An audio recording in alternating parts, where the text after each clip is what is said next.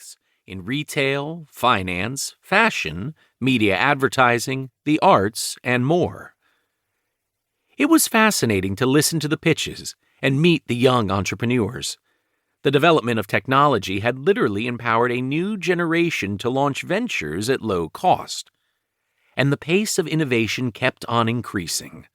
The angel investing scene was thrilling, and it was clear that New York City was growing to become what it is today, one of the largest and fastest-growing startup ecosystems in the world.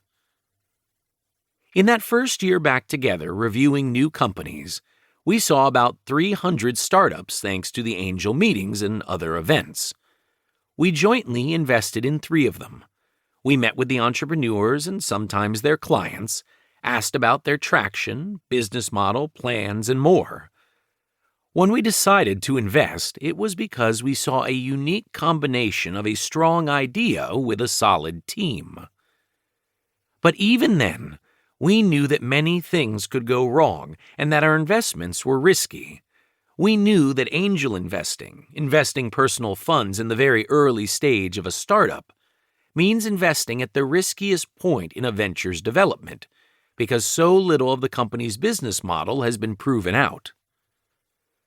We also knew how the entrepreneur's road ahead would be full of ups and downs, and that success would depend on both sheer luck and how their team would adapt and react to new circumstances. The statistics are known. 70% of startups who have raised a seed investment from angel investors still fail. They fail for multiple reasons, but in the end they fail most often because they don't establish sufficient market traction and can't raise the next round of funds to keep going. Fewer than 10% of seeded startups scale to $10 million plus in profitable revenue, or experience successful exits with solid returns for investors and founders.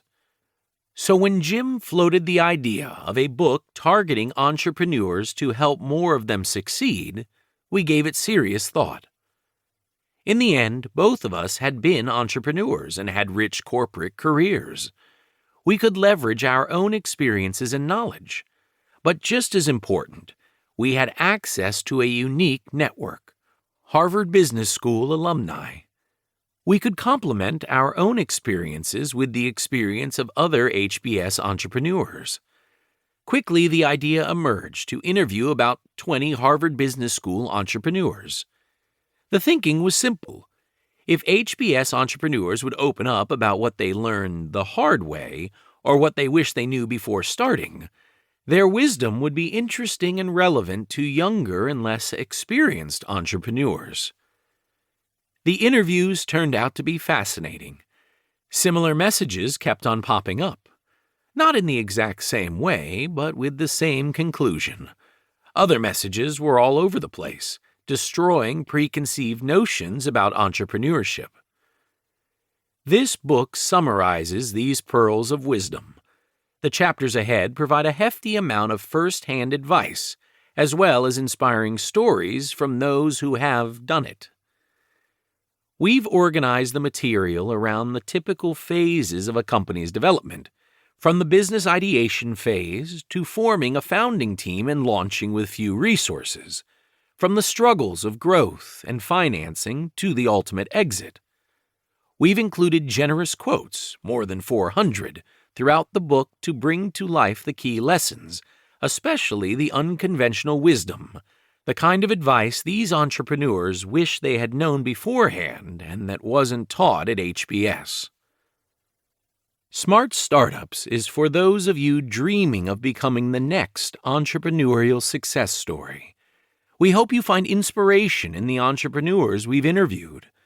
Lastly, we hope this book will give you courage, arming you with pearls of wisdom for your entrepreneurial journey. The Entrepreneurs and Their Companies.